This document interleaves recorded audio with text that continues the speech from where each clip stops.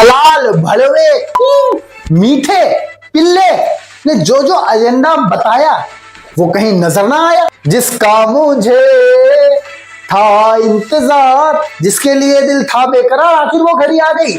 7 face लंबे चुनाव का अंत हुआ और हमारे पिल्ले की भाषा में बोला जाए तो तानाशाही का अंत हुआ।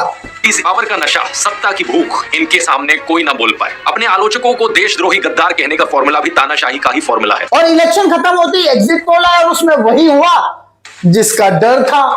400 पार। सभी एग्जिट पोल में वो हुआ जो चमचों के अलावा सबको दिखाई भी दे रहा था और जनता से सुनाई भी दे रहा था। एक्सिस माई इंडिया के एग्जिट पोल में एनडीए 400 पार, प्रधानमंत्री नरेंद्र मोदी का जो 400 पार का नारा था वो सच होता हुआ दिखाई दे रहा है। और ऐसा लगता है कि एक्सिस माई इंडिया का ये एग्जिट पोल पीएम पहले ही जान गए थे। मतलब एग्जिट पोल के नतीजे देख के चमचों के बहुत बुरे हाल है।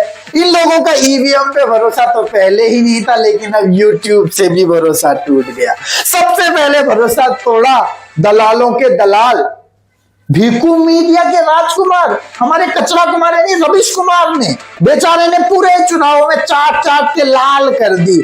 मतलब कोई इंडी का ऐसा नेता नहीं जिसका बेचारे ने चाटा नहीं। मतलब वो 34 साल का तेजस्वी, उसने 34 रैली की तो भाई ने शो बना लिया। यहाँ 74 साल के बंदे ने 174 रैली कर दी तो बंदा एक शो ना कर पाया। और जैसे ही माहौल पलटा, भाई भी बुर्का पहन के पलट लिया। बनारस के लोगों की वाकपटुता का कोई जवाब नहीं। अजय राय का यह आत्मविश्वास उन यूट्यूबरों की तरह है जो अपने हर वीडियो में प्रधानमंत्री मोदी की जमानत जब्त करा देते हैं। और ये इतना बड़ा बेशरम है ना कि फिर पलट जाएगा। अगर मोदी जी की 400 से एक सीट भी कम आई ना तो जरूर शो लेके आएगा। आखिर मोदी का घमंड जनता ने तोड़ दिया। वो जो एक सीट, आप लोगों को लगता है 400 से बस एक सीट कमाई, लेकिन मैं उस तमाचे की तरह उसे देखता हूं जो जनता ने मोदी के चेहरे पर मारा और बोला तुम्हारी तानाशाही नहीं चलेगी। और जब ये ऐसे शो लेके आएगा ना तो मैं इसे बोलूंगा, कहीं हम जरूरत से ज्यादा, ये भी एक महत्वपूर्ण बात है, दुखी या रोंदू तो नहीं हो रहे हैं। रवीश तो टीवी से चला गया, लेकिन रवीश के बाद कोई टीवी में दलाली करने वाला रह गया है तो वो है अपना खासदीप। और ये बहुत बड़ा वाला है। अपनी घरवाली को इसने टीएमसी में सेट कर दिया, वहां नेतागिरी कर दिया और ये टीवी में बैठ के उसके नाम से बैटिंग करता है। लेकिन एग्जिट पोल्स के नतीजे क्या रहे वो इसकी शक्ल देखकर कोई भी बता सकता है। मतलब वोट्स लेने के नाम पे पूरे वेस्ट बंगाल को बांग्लादेश बनाने वाली रोहिंग्या के वोट लाके भी ये वोटिंग परसेंटेज है। यानी इस बार कमल खिलने वाला है बंगाल में भी। लेकिन ये भाई साहब मानने को तैयार ना है। What if the left wins Kerala? Where does this leave Rahul Gandhi politically? In the ocean? और ये कितना बड़ा एजेंडाबाज है मैं आपको बताता हूं। खाता है इंडिया टुडे की, और कल इंडिया टुडे के एग्जिट पोल में ये हाल हो गया टीएमसी का, तो बंदा गद्दारी पे उतर गया। इंडिया टुडे जहां नौकरी करता है उसका एक पुराना एग्जिट पोल रिट्वीट कर रहा है। जब उन्होंने पिछले असेंबली इलेक्शंस में प्रिडिक्ट किया था और इंडिया टुडे का एग्जिट पोल गलत हुआ था, वो इस बंदे ने रिट्वीट कर दिया। मतलब जिस थाली में खड़ा उसी में छेद कर रहा है। एजेंडा पहले, नौकरी बाद में। और यही नहीं, एग्जिट पोल के बाद इसके हाल कुछ ऐसे हो गए कि दिल कुछ और कह रहा है और जबान कुछ और दिमाग कुछ और। नौकरी भी करनी है तो इससे पूछा गया कि भाजपा की कितनी सीटें आने वाली है, तो इसके तरह जजमेंट सुन लो। मैं कहूंगा 250 से कम बीजेपी। अच्छा 250 के सीट मुझे नहीं लगता होने, मुझे लगता है 250 के ऊपर आएंगे, बहुत कम चांस है। 250 और 272 के बीच हो सकता है। 272 डन करें। अच्छा 300 तक, मतलब 272 से 300 तक सीटें आ सकती, डन करें। अभी मैं नहीं मानने के लिए तैयार हूं कि बीजेपी को बहुमत नहीं आ रही है। 272 to 300 इसकी काफी संभावना है। 300 के ऊपर जाना 300 पार नहीं करता। कि पत्रकार कह रहा है खुद को ABCD सारे ऑप्शन टिक कर दिए। वाह, ये है पत्रकारिता। ABCD all of the above. तो कुल मिला के बात ये कि दलाल भड़वे मीठे पिल्ले ने जो जो एजेंडा बताया वो कहीं नजर ना आया। ये हाल तो ऐसा बता रहे थे कि जैसे एनडीए की नहीं, INDA वालों की 400 सीटें आने वाली। और उत्तर प्रदेश के बारे में मैं बिल्कुल कह सकता हूं कि बिल्कुल निश्चित तौर पर विपक्ष का मत प्रतिशत और उसकी सीटें बिल्कुल बढ़ने जा रही हैं। कहां जाके रुकेंगी वो अब नतीजे तो हाथ कंगन को अर्जी क्या। लेकिन आज मोदी जी बीजेपी की सबसे बड़ी लायबिलिटी हो गए।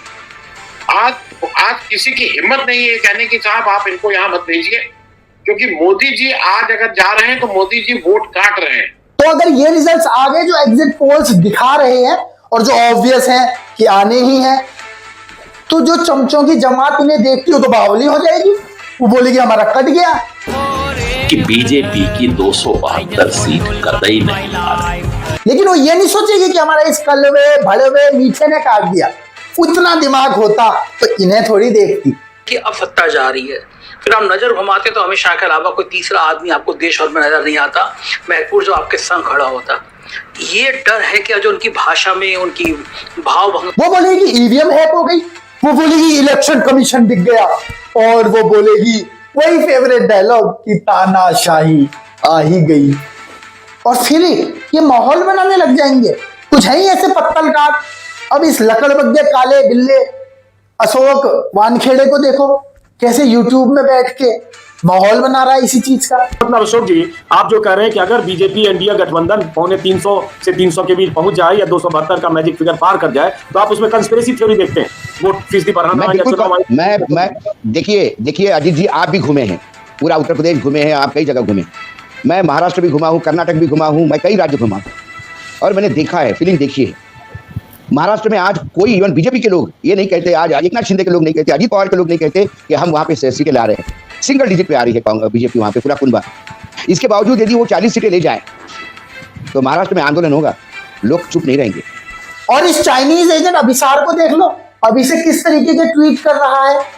और जब ये नतीजे आएंगे हम ये नहीं बोल पाएंगे ये तो वही नतीजे हैं यार जो एग्जिट पोल्स ने प्रेडिक्ट किए थे, क्योंकि ये अपने एग्जिट पोल्स भी रन कर रहे हैं। अरे बड़े खतरनाक है, पता नहीं कौन सा चैनल है, कौन बैठा है, लेकिन भाई राहुल गांधी इसे देख के मुझे गारंटी है 1-2 दिन में शपथ लेने वाला है। एक जो चीज इसमें इम्पोर्टेंट होने वाली है वो ये कि गुजरात, मध्य प्रदेश, छत्तीसगढ़ और राजस्थान में बीजेपी का वोट शेयर बहुत कम होने वाला है। क्योंकि इन बड़ों को ये बात तो पता है कि वोट दिलाने की शक्ति चाहे इनमें ना बची हो, लेकिन नैरेटिव बनाने की शक्ति आज भी इन्हीं में है। चाहे वो CA/NRC में हो, इतना माहौल बनाया कि वो आज तक लागू नहीं हो पाया। चाहे किसान आंदोलन हो, इतना माहौल बनाया कि वो भी लागू नहीं हो पाया। तो जब चुनाव आएंगे तो इसी प्रकार के माहौल ये बनाएंगे और इनके नेता आज तक इस तैयारी में बैठे हैं। या तो इन्होंने कुछ गड़बड़ पहले से कर रखी है कि इनको मालूम है कि हमें 400 मिलने वाले हैं, है कि नहीं? नहीं तो इस तरह ज्योतिषी की तरह कैसे कह सकते हैं कि क्या मिल रहा है। हम इतना तो ये वीडियो शेयर होनी चाहिए यार, ताकि जनता तक पहुंचे ये बात और ये लोग माहौल ना बना पाए। और वीडियो भी बची है लेकिन लाइक कर दो और सब्सक्राइब कर दो अगर वीडियो यहाँ तक पसंद आ रही है। फिर आगे बढ़ते हैं। और ये कहोगे तो सच नहीं बोलेंगे, लेकिन एक दीवाना है जो अब सच बोलने लगा है, क्योंकि कल के एग्जिट पोल्स में ना वो पीछे नजर आ रहा है। मतलब मैं नहीं कह रहा हूँ हारेगा, क्योंकि चांसेस हैं कि वो जीत जाएगा, मेरा प्रेडिक्शन है, लेकिन वो दीवाना सच जरूर बोलने लगा है। तुम मेरी बात को लिख के रख लो, ये अपने वीडियो में महफूज रख लो।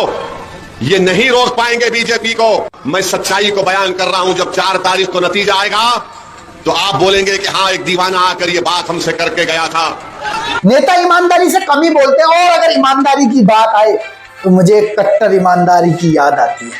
और आज जब आप ये वीडियो देखते हुए मजे ले रहे हो, वो कट्टर ईमानदार अपने बिस्तर में करवटें बदल रहा है, क्योंकि उसे कल जेल जाना है। और उसने खुद ही जनता से उसे जेल भेजने के लिए बोला था, खुद ही सुन लो। और अगर आपने कमल का बटन दबाया तो मुझे दोबारा जेल जाना पड़ेगा। तो जो लोग मुझे जेल भेजना चाहते हैं, कमल दबा देना। तो आखिरी सवाल यह है कि 4 जून को आखिर होगा क्या? 4 जून नरेंद्र मोदी हिंदुस्तान के प्रधानमंत्री नहीं रहेंगे। नहीं, सीट्स और पार्टी तो वही आएगी, जो हमें भी पता है, आपको भी पता है। लेकिन क्या इनका प्रोपेगेंडा चलेगा? और वैसे भी एक दुख की बात है, इस 4 जून को अपना रवीश या टीवी पे नहीं है। मतलब बीजेपी को जीतते और रवीश को NDTV पे मुरझाते हुए देखने का जो रस है ना, उसके बराबर कुछ भी नहीं है। लेकिन हमें वो देखने को मिलेगा। YouTube में अपनी भसड़ लेके शाम को आएगा और उसका एक्सपोज लेके हम आएंगे। एक दुख ये भी है, पिछले इलेक्शन में राठी, कामरा, आकाश सब एनालिसिस करने आए थे, इस बार नहीं आ रहे।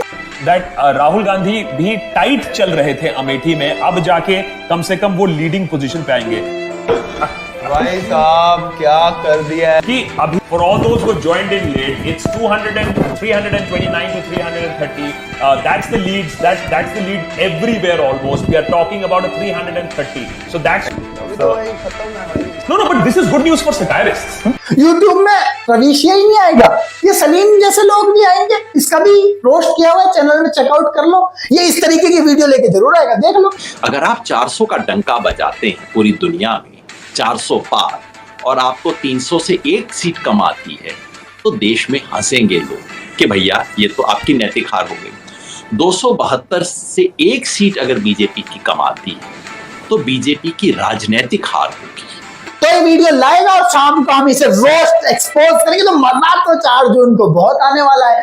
खटाखट खटाखट खटाखट। अगर वीडियो में मजा आए तो सब्सक्राइब करके जाना, क्योंकि बहुत धमाकेदार रोस्ट आने वाले। 4 जून को बहुत कंटेंट मिलने वाला है। और आपके क्या प्रेडिक्शन है 4 जून को लेकर, वो कमेंट सेक्शन में बताएं। बाकी के भिड़कू मीडिया रोस्ट डे के इसी के साथ आपके सब्सक्रिप्शन का धन्यवाद देते हुए मीटिंग गुड बाय, नमस्कार, धन्यवाद।